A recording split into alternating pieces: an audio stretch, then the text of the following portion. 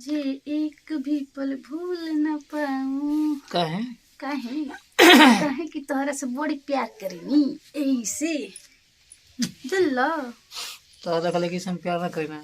तब केकरा ले प्यार करेला है गोबर लेखा मुंह लेके दूसरा से प्यार करब। रखे काम चलाने के लिए तुमको प्यार कर रहे हैं। ये हमरा के काम चलाओ मतलब काम आजकल का चलाओ आदमी का समझले बड़ा। आजकल का आदमी लड़किन से प्यार भी करता है क्या? हम लड़की नहीं खी हो। हम एक लड़का की माई बहन। हम सिर्फ रखे हैं जिम्मेवारी निभाने के लिए। हम तुम मेरी पत्नी हो, हम अपना धर्म निभाते हैं और तुम्हारा बहुत इज्जत करते हैं। हाँ, प्यार तुम्हारा ना बहुत करेला। रिस्पेक्ट करते हैं प्यार ना और तुम करेला। हाँ पूरा जीवन भर का जिम्मेवारी तुम्हारा मेरे ऊपर है। हाँ। लेकिन प्यार नहीं करते हैं। ये प्यार कौन से करेला? प्यार कर देंगे कहीं गद्दारी कर देगी तब, इसलिए प्यार से हम दूर भागते हैं। आई हाय झूठा का? इंसान। एक दिन ना रहम ना तो लागेला कि आँखी से लोर बहे लागेला। आँख से अब बताइए, प्यार ना आँख करेला। बताइए जाती है तुम्हारी आँख से खून बहता है, लोर कहाँ से आ जाएगा भाई?